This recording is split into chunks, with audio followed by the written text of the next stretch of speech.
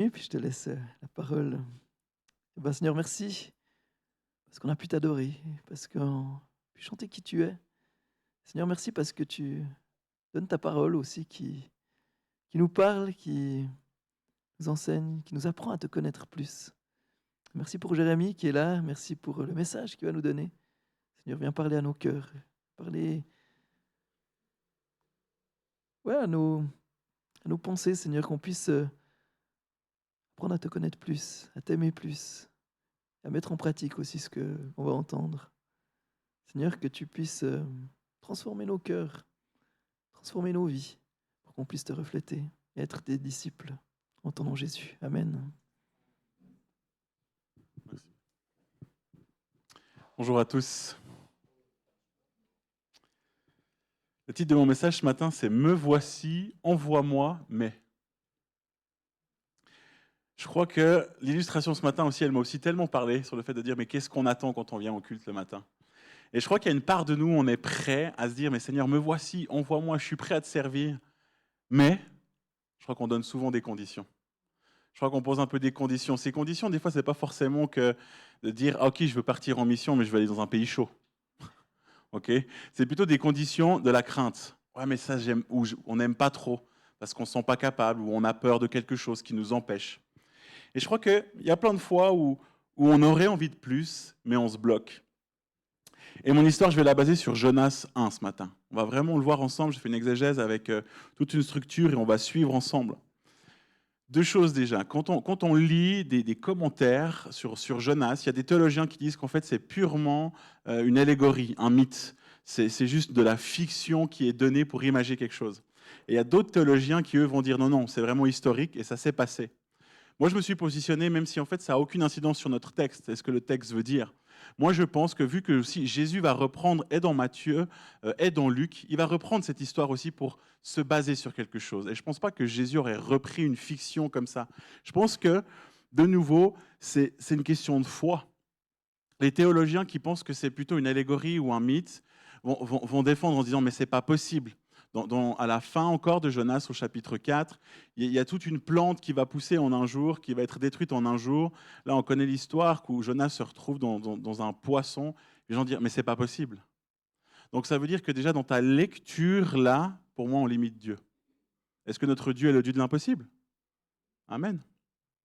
Donc, prenons cette histoire pour nous en se disant « mais c'est impossible ». Il est possible avec Dieu dans nos vies. OK ?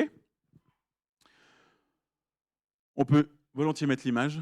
Elle va rester tout au long avec nous. Donc je vais prendre les 3 premiers versets. La parole de l'Éternel fut adressée à Jonas, fils d'Amittai. Lève-toi, va à Ninive, la grande ville, et crie contre elle, car sa méchanceté est montée jusqu'à moi. Jonas se leva pour s'enfuir à Tarsis, loin de la présence de l'Éternel. Il descendit à Jaffa et il trouva un bateau qui allait à Tarsis. Il paya le prix du transport et s'embarqua pour aller avec les passagers à Tarsis, loin de la présence de l'Éternel. Donc, ce qu'il faut savoir, c'est qu'il y a jusqu'à Ninive était environ à 1000 km du port de Jaffa et Tarsis à 3550 km.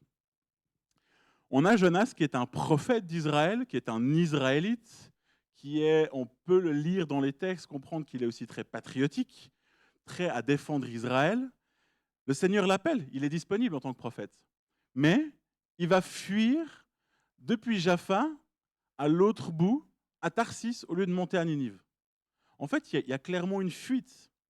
On se dit, mais pourquoi il y a une fuite ? Ce qu'on peut comprendre, c'est que Ninive, à ce moment-là, c'est la capitale des Assyriens. Les Assyriens, c'est qui ? C'est les ennemis jurés des Juifs. Les Assyriens, c'est ceux qui essayent de détruire le peuple juif, c'est ceux qui sont en guerre contre le peuple juif. Donc on pourrait se dire, tiens, en fait, Jonas, il a peur, en tant que Juif, en tant qu'Israël, d'aller dans la capitale assyrienne, où il risque sa vie.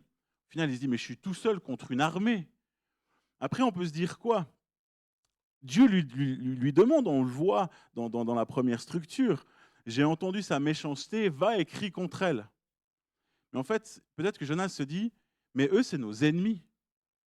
Et puis peut-être que comme il est prophète, et en fait, il connaît Dieu, il se dit, oui, mais moi je me mets à la place de Jonas, tu vas encore me faire un truc, que je dois aller là-bas pour crier contre eux, mais en fait, tu es tellement rempli d'amour et de grâce que c'est pour leur pardonner.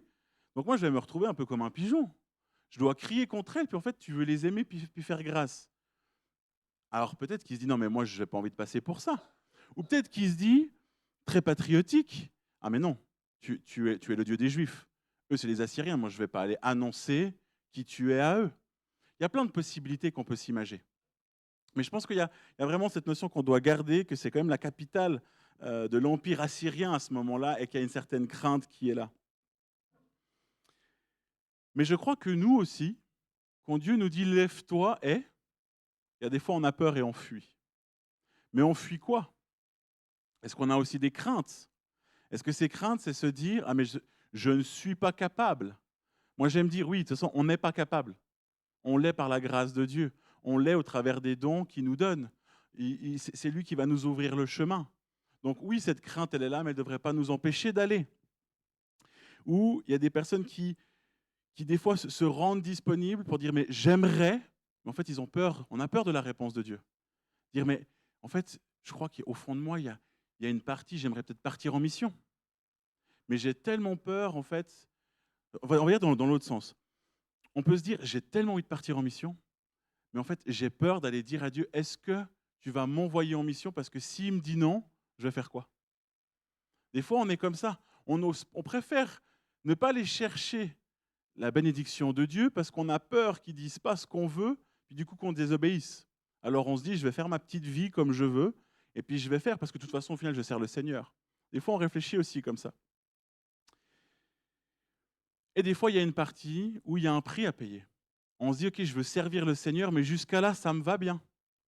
Parce qu'en fait, Seigneur, me voici, envoie-moi, mais je n'ai pas envie d'être trop travaillé sur ma vie. Je n'ai pas envie trop d'être dérangé. Seigneur, oui, mais il y aura besoin d'équipement pour aller plus loin. Et je crois qu'on peut tous un peu se reconnaître là-dedans. Mais au final, est-ce pas de la désobéissance? Si on se rend disponible à Dieu en disant, me voici, envoie-moi, qui est repris de Ésaïe, est-ce qu'il n'y a pas une certaine forme de désobéissance si on n'ose pas pleinement aller devant Dieu, si on pose un peu des conditions? Est-ce qu'il n'y a pas quelque chose qui pourrait nous amener à réflexion plus loin dans nos propres vies? Je continue, les versets 4 à 6. Donc là, bien sûr, Jonas, il est sur le bateau et il est parti avec ses compagnons de voyage. L'Éternel fit souffler sur la mer un vent impétueux et il s'éleva sur la mer une si grande tempête que le bateau menaçait de faire naufrage. Les marins eurent peur, ils implorèrent chacun leur Dieu, et ils jetèrent dans la mer les objets qui étaient sur le bateau afin de l'alléger. Jonas était descendu au fond du bateau, s'était couché et dormait profondément. Le capitaine s'approcha de lui et lui dit, « Pourquoi dors-tu? Lève-toi, fais appel à ton Dieu, peut-être voudra-t-il penser à nous et nous ne mourrons pas. » Quand tu lis cette histoire et que tu vois qu'à ce moment-là, dans la désobéissance de Jonas, Dieu fit lever une tempête. Est-ce que tu vois ce Dieu qui punit?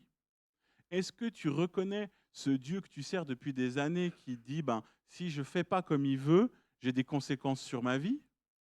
Est-ce que tu vois de nouveau un espèce de Dieu dictateur qui dit, mais non, tu n'as pas fait comme je veux, moi je vais te remontrer ce que je veux et je vais mettre une tempête dans ta vie? Est-ce que du coup ça te parle sur ta vie puis tu te dis, mais en fait, de toute façon, c'est toujours ça. J'ai des tempêtes dans ma vie, c'est parce que je sais que je ne suis pas très bien dans ma foi, puis Dieu veut me punir, puis Dieu veut me corriger. Ou est-ce que tu vois ce Dieu comme un papa d'amour, bienveillant, qui essaie juste de corriger son enfant? Est-ce qu'en tant que parent, on punit parce que ça fait plaisir, ou est-ce que des fois, on punit parce qu'on veut corriger? On voit quoi? Est-ce qu'on voit un Dieu d'amour là qui veut nous corriger? Est-ce qu'on reconnaît notre Dieu qui se dit, mais oui, quand je m'égare, par les conséquences de mon égarement, il y a des tempêtes que je dois traverser, mais il est avec moi parce qu'il veut me remettre sur ce chemin. Quel Dieu on a dans nos cœurs aujourd'hui, ce matin? C'est lequel là qui résonne en nous? Et je crois qu'il est important de se positionner, de comprendre qu'on a un Dieu d'amour qui, oui, va nous corriger. Dans Hébreux 12, il est dit à un moment que c'est même, en fait, il y a toute une explication qui est donnée sur le fait que c'est une fierté d'être fouetté. Bien sûr, il reparle il y a 2000 ans en arrière, de se dire un père qui frappe ses enfants, c'est bon. Pourquoi? Parce que les bâtards, les enfants bâtards, n'ont pas le droit à l'éducation, n'ont pas le droit à l'héritage. Donc ça veut dire que si le père il prend soin en frappant ses enfants, ça veut dire que cet enfant est légitime. C'est fort, toute cette explication-là. Et en fait, ce que ça veut nous dire là dans Hébreux 12, c'est juste après les héros de la foi dans Hébreux 11, c'est pour nous ramener à nous dire qu'en fait, ce Père, ce Dieu qui est dans les cieux, quand on marche dans la foi, il nous corrige. Et il ne nous corrige pas parce que ça lui fait plaisir, c'est parce qu'il est un Père aimant qui prend soin de ses enfants.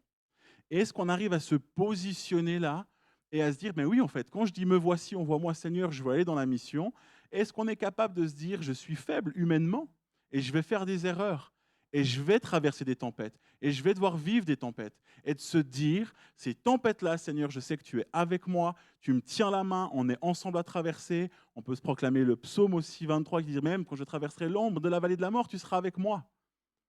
Mais ne jamais dire, ok, Dieu est en colère contre moi et il me punit. Parce que le positionnement, on doit l'avoir avant la difficulté. Parce que si on rentre dans la difficulté, dans l'épreuve, avec cette attitude-là, ben on laisse une porte encore plus grande à ce que l'ennemi vienne nous arrêter dans notre mission. Mais si on a cette assurance qu'on a ce Dieu aimant, que même si là, il nous envoie à Ninive, dans la capitale de nos ennemis, ben de se rappeler qu'en fait, Dieu, il est plein d'amour. Et il est avec nous. Et que même si on fait des erreurs, en fait, il veut juste nous corriger dans notre trajectoire. Et que bien sûr, à tout acte que nous choisissions, il y a des conséquences. Est-ce qu'on est prêt à changer notre image de Dieu, à se positionner et se rappeler toujours que dans l'épreuve, en fait, Dieu est avec nous et il est un Dieu bon.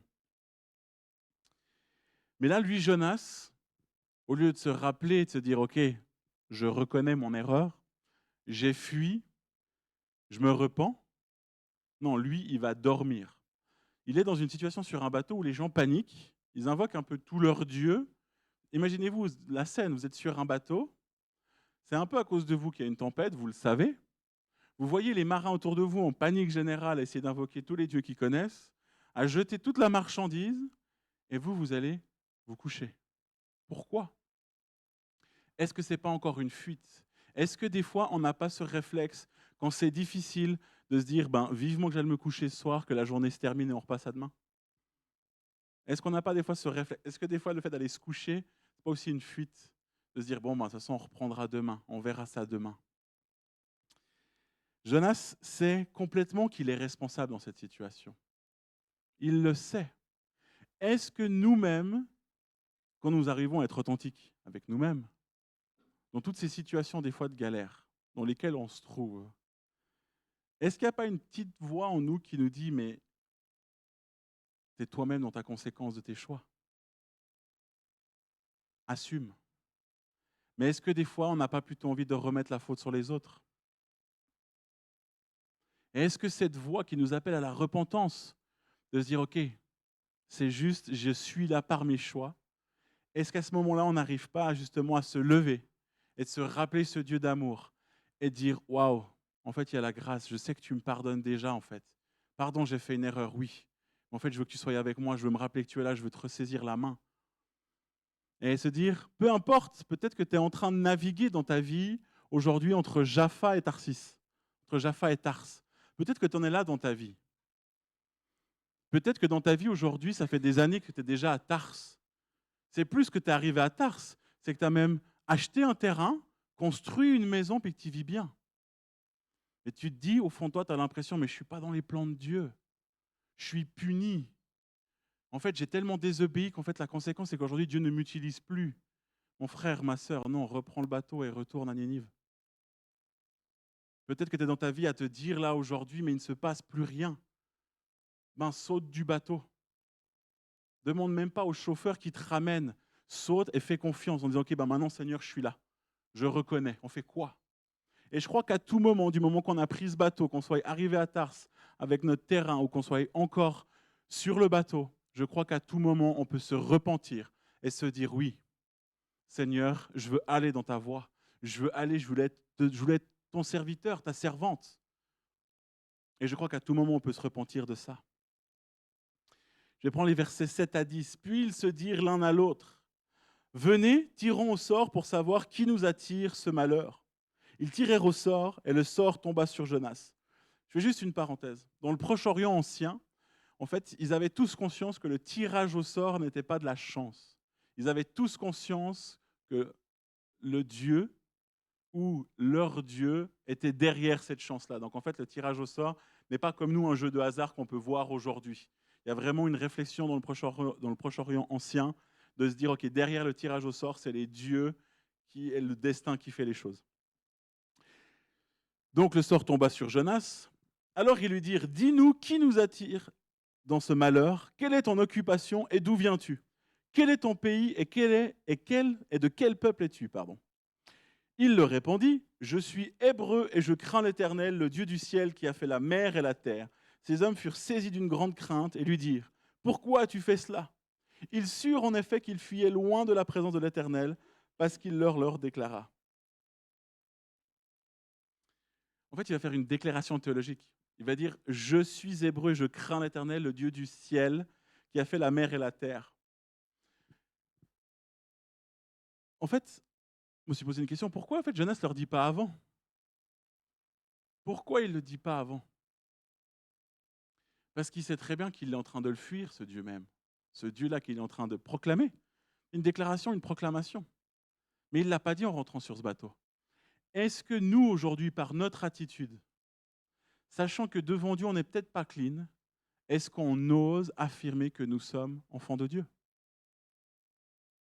Est-ce que si on connaît que notre témoignage, il n'est pas tout à fait à sa gloire et qu'on a laissé cette condamnation du diable venir sur nos vies, est-ce qu'on va oser proclamer que nous sommes des enfants de Dieu? Non.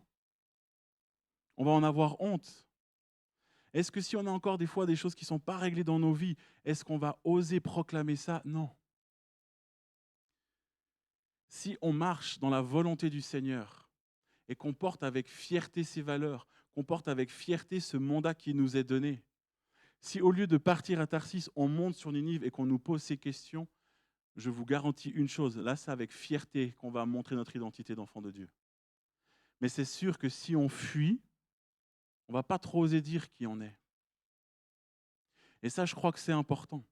Je crois que c'est important quand on se positionne pour devenir les enfants de Dieu, quand on se positionne pour reconnaître Jésus, et qu'après on se dit, mais j'ai tellement à cœur de servir, moi j'aimerais vous encourager. J'aimerais vous encourager ce matin à dire, moi je veux mettre ma vie en ordre, parce que sinon ça va me freiner. Je veux vous encourager à être fiers de ce que vous portez dans vos cœurs, même si dans vos têtes, ce que vous portez, ça vous paraît impossible, ça ne l'est pas aux yeux de Dieu. Même si ça paraît fou pour vos frères et sœurs, mais il y a quelque chose qui brûle dans vos cœurs, osez. Même si c'est aller dans la capitale des ennemis. Osons. Et nous osons se rappeler qu'on a un Dieu d'amour qui est avec nous, à ne pas fuir.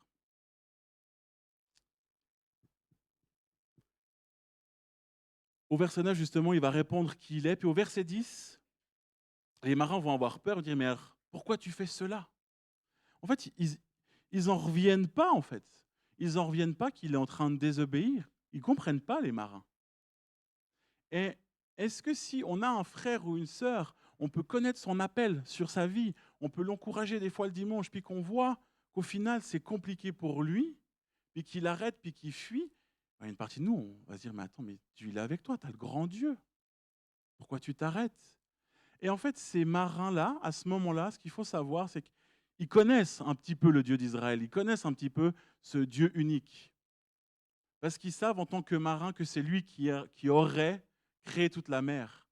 Donc en fait, s'ils se disent, mais ça veut dire que nous, nos dieux, là, ils n'ont rien fait, toi, tu es enfant d'Israël, tu as ce grand Dieu, tu es en train de fuir, mais qu'est-ce qui se passe? Et en plus, tu nous mets avec nous, enfin, tu es venu sur ce bateau et tu nous mets avec toi dans cette galère. En fait, ils ne comprennent pas. Il y a un livre de commentaires qui va même dire qu'en fait, Jonas se condamne lui-même par sa confession de foi. Il se condamne dans qui il est et condamne tout le témoignage.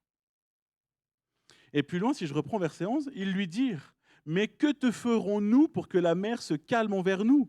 En effet, la mer était de plus en plus déchaînée. Il leur répondit, « Prenez-moi et jetez-moi dans la mer, et la mer se calmera envers vous, car je sais que c'est moi qui attire sur vous cette grande tempête. » Ces hommes ramèrent pour gagner la terre ferme, mais ils ne purent pas y arriver parce que la mer était toujours plus déchaînée contre eux. Alors ils s'adressèrent à l'Éternel et dirent, « Éternel, ne nous fais pas mourir à cause de la vie de cet homme et ne nous charge pas du sang innocent. En effet, toi, Éternel, tu fais ce que tu veux. » Puis ils prirent Jonas et le jetèrent dans la mer, et la fureur de la mer s'apaisa. Ces hommes furent saisis d'une grande crainte de l'Éternel. Ils offrirent un sacrifice à l'Éternel et firent des vœux. Ce qui est tellement fort, c'est que ces hommes-là, alors qu'ils ne sont pas d'Israël, vont s'adresser à ce Dieu en ayant conscience des représailles en s'occupant de Jonas. Ils ont une crainte énorme là-dedans. Mais Jonas, lui, va dire « jetez-moi ». Jonas ne va encore pas assumer. Et là, je suis désolé, ça va piquer. Mais je crois que des fois, pour beaucoup d'entre nous, on n'arrive pas à assumer notre propre appel devant Dieu. Et on va mettre la responsabilité sur nos pasteurs. On va mettre la responsabilité sur nos leaders. On va mettre la responsabilité sur les autres, au lieu d'assumer. Oui, mais j'ai un appel, mais on ne reconnaît pas ça en moi. Ou je ne sais pas quelle excuse on peut se donner. Et en fait, ce que là, Jonas veut faire, c'est au lieu de reprendre encore sa propre responsabilité, parce qu'il est grillé, le mec, là. Il a confessé qui il est. Les gens savent qu'il est d'Israël, qu'il est de ce Dieu d'Israël. Il va dire, mais en fait, jetez-moi. Au lieu de dire, ok, c'est bon, les gars. J'ai compris, je me jette par-dessus l'eau, ça va sauver vos vies, on va plus loin. Non, il va dire, mais faites-le. Alors qu'eux, ils sont encore dans la peur. Il dit, mais Seigneur, ne nous cherche pas de cet innocent. Il va encore essayer de mettre la faute sur les autres. Il ne prend pas sa propre responsabilité. Est-ce que des fois, nous ne sommes pas comme ça, à ne pas oser prendre nos propres responsabilités? Est-ce que ce n'est pas des fois plus simple de remettre la faute sur le frère ou la sœur dans l'église, ou sur le pasteur, ou sur le leader, ou peu importe, au lieu de nous-mêmes se dire, ok, bon, ben là, c'est bon. Dieu s'est révélé à moi, les choses sont claires. Dieu m'a montré, ok, bah, ça va me piquer, je vais me repentir. Mais ça va plus loin, parce qu'en fait, Jonas est un suicidaire. Parce qu'en fait, il veut mourir, mais on le voit encore beaucoup plus dans Jonas 4. En fait, cet homme veut mourir. Et en fait, je crois que derrière le fait qu'il cherche à se suicider, c'est que ce suicide, cette mort, il ne veut même pas la prendre sur lui-même. Cet homme est arrivé à un tel stade de désobéissance qu'en fait, ce qu'il pense pour sa vie, c'est la mort, mais il ne veut même pas que cette mort vienne de lui en se disant, ben, je passe par-dessus le bateau. Il veut que ce soit les autres qui prennent la responsabilité pour sa vie. Et là, je crois que pour beaucoup des fois, on ne va pas parler d'une mort physique, mais je crois qu'il y a une mort spirituelle. Et si peut-être dans ta vie, tu te sens, tu as cette impression d'être dans une mort spirituelle, tu as l'impression qu'il ne se passe plus rien. Peut-être c'est entre toi et Dieu, je veux pointer du doigt personne ce matin, je veux que ça soit un message encourageant, parce que tu sois à Tarse ou que tu sois sur ton bateau, à tout moment, tu peux te repentir. Mais j'aimerais te dire que peut-être il y a un suicide spirituel qui s'est fait dans ta vie. C'est pas grave d'avoir désobéi à Dieu. Je pense qu'avec humilité, on peut tous dire qu'on désobéit à Dieu. C'est pas grave si ça fait 1 mois, 1 semaine, 1 an, 10 ans ou 20 ans que tu es à Tarse. Mais c'est de te dire qu'il y a un projet pour toi. Que dans ton cœur, il y a un moment, tu as crié à Dieu en disant « mais je veux te servir, je veux plus, je veux être une lumière, je veux pouvoir t'adorer, je veux peut-être pouvoir être à la louange, je veux peut-être pouvoir prêcher, je veux peut-être faire des cours de théologie, je veux peut-être partir en mission. » Mais si ce rêve, un jour, il était posé sur ton cœur et que tu as l'impression qu'il ne se passe plus rien dans ta vie spirituelle, peut-être qu'il y a une mort spirituelle qui est là. Mais on a le Dieu de la résurrection, les amis. On a le Dieu de la vie et non le Dieu de la mort. Et tout projet qui est dans ton cœur ce matin, je veux l'appeler à la vie. Toute peut-être relation à Dieu que tu as l'impression qui est morte ce matin, je veux appeler ta relation avec le Père à la vie. Je veux appeler ta relation avec le Fils à la vie. Et je veux appeler ta relation avec l'Esprit à la vie. Et n'aie pas peur. N'aie pas peur de faire confiance à Dieu que si tu es sur ce bateau, il va être avec toi dans l'eau pour te ramener à bord. N'aie pas peur que si tu te retrouves à Tarse, puis tu dis « mais je n'ai même pas d'argent pour me payer mon billet de retour », c'est pas grave, fais confiance que Dieu te le donnera ce billet. Mais il y a quelque chose qui est là pour toi. Il n'y a aucun enfant de Dieu où Dieu n'a pas un projet pour lui. Mais peut-être qu'il y a des situations, des choix dans ta vie qui ont fait que tu t'es éloigné de ton Ninive. Parce qu'en fait, Ninive, ça fait peur. Ninive, ça va faire travailler sur nos caractères. Ninive, c'est un endroit où par nos forces, on ne peut pas aller. Et peut-être que tout ça, ça t'a freiné. Peut-être que tout ça, ça t'a apeuré. Mais ce matin, mon cœur, c'est que l'Esprit, dans nos cœurs à tous, s'anime pour nous rappeler ce feu qu'on a pour Dieu, cet amour qu'on a pour Dieu, et que cet appel qu'il a posé, il est encore présent. Ma question, c'est, est-ce qu'on a envie de continuer à se dire, Seigneur, me voici, envoie-moi, mais? Ou est-ce qu'on est prêt à se dire, OK, Seigneur, me voici, envoie-moi, ou me voici, à nouveau, renvoie-moi? Peut-être que c'est une saison de redémarrage. Peut-être que c'est une saison de démarrage. Est-ce que tu es prêt à faire confiance que Dieu va donner l'équipement nécessaire pour aller, qu'il ne t'abandonnera pas? On l'a chanté aussi ce matin.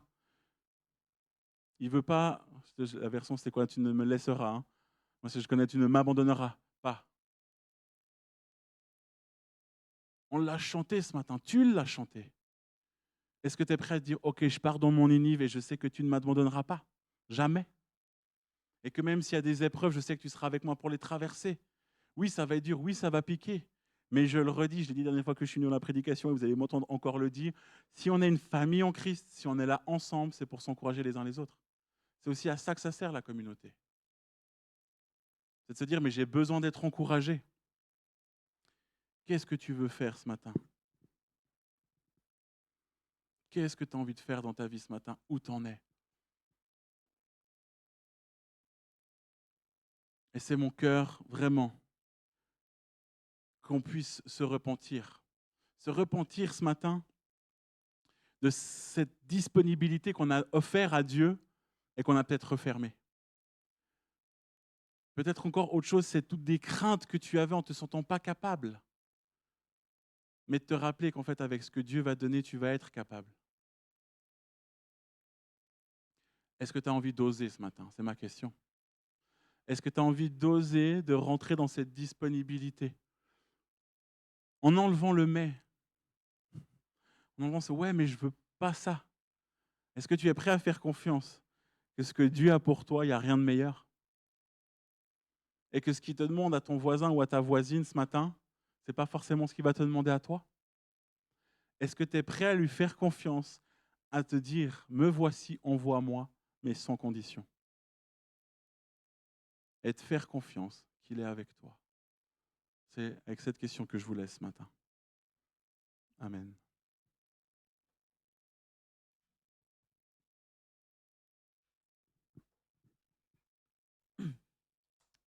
Merci Jérémy pour ce message. Je vous invite à qu'on prenne juste un petit temps de prière. Et si certains veulent réagir justement à ce qui a été dit ce matin, que vous puissiez prier librement.